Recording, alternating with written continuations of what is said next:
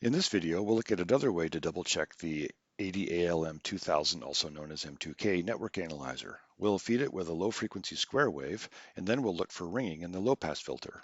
After that, we'll see the low-pass filter in action, and then we'll show results for a low-pass filter designed for higher frequencies. As a quick reminder, this is the circuit we're analyzing with the M2K, and this diagram also shows its connections. See the previous video on the M2K network analyzer for details. In that previous video, the M2K's network analyzer showed a peak of the response just short of 25 kilohertz. Now let's see another way to get that same result. To start, we see the oscilloscope showing the input and the output to the bandpass filter. The signal generator is set to, at the moment, set to produce a 25 kilohertz sine wave, and the output is the purple wave. The vertical resolutions aren't set the same, so briefly we can turn on the measurement panel so we can see the signal levels of the two, but then we'll turn that back off. And next we'll go to the signal generator, and instead of inputting the 25 kilohertz sine wave, we'll change that to a 25 hertz, much slower, the frequency doesn't matter that much, square wave. And go back to the oscilloscope, turn the signal generator back on, and we see the ringing. And the frequency of this ringing will be the resonant frequency of the bandpass filter, also the center frequency of the bandpass filter. Those are the same thing. So what we have to do is generate the frequency or measure the frequency of this ringing. We can see if the oscilloscope can measure it, and actually it does a pretty good job.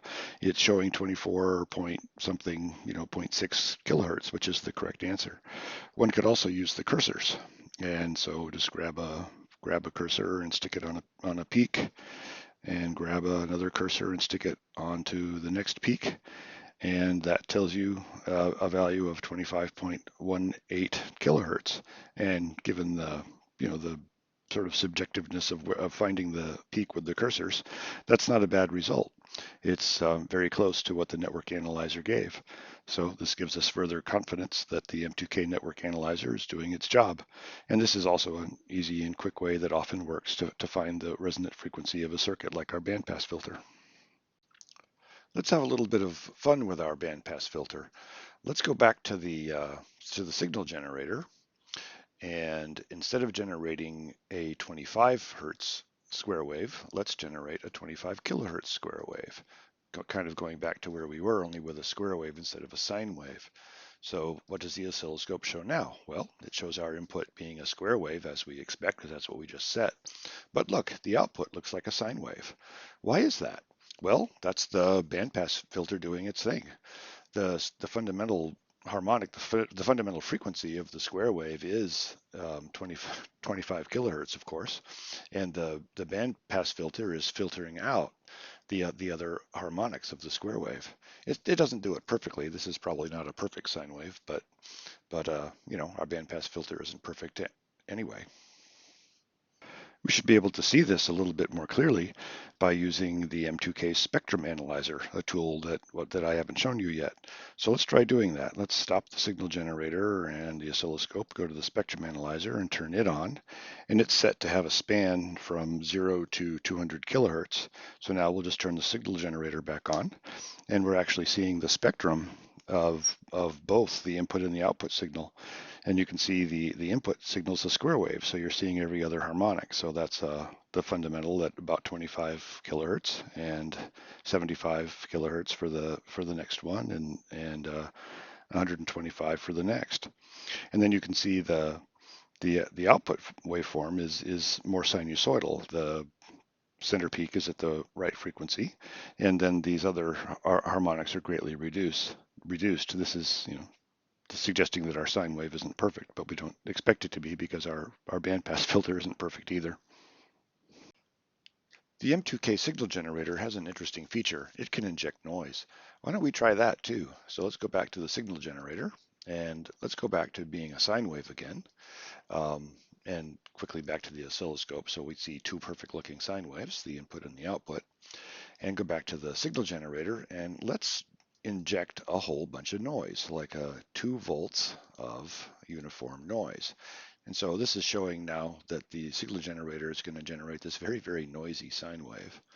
And we should see that on the oscilloscope. And look, it's not even triggering very well anymore, and that's because the noise impacts the triggering logic. And one way to fix that would be to go to the trigger menu, where I happen to have already been, and pick channel 2 as the trigger. And so the output is a sine wave that is essentially a very cleaned up version of the input sine wave. It's removing most of the noise. So that's kind of cool. Again, the bandpass filter doing its thing, and also showing off a pretty good feature of the M2K signal generator. Can the M2K network analyzer work at much higher frequencies? Let's find out. We'll change our circuit to use our higher values of C and L. We'll use a capacitor of 212 picofarads measured and an inductor of 6.8 microhenries marked. I don't trust the value of the inductor very much. It came from a pretty cheap kit that I bought off Amazon. But let's see what M2K can make of it. The screen also shows the results of a SPICE simulation that shows that the center frequency ought to be in the neighborhood of 4 megahertz. And here's the result. It looks like the M2K network analyzer did a good job. It found a center frequency of around 3.9 megahertz, which, given the uncertainties in my components and the fact that we're using a breadboard, is a very good result. Here's the result of a run done over a wider span, a 2 megahertz span. So basically it zoomed out. You can see it looks pretty good, but there is a artifact near the peak that seems to be caused when the M2K network analyzer has to switch gain modes, but I still think it's a good result.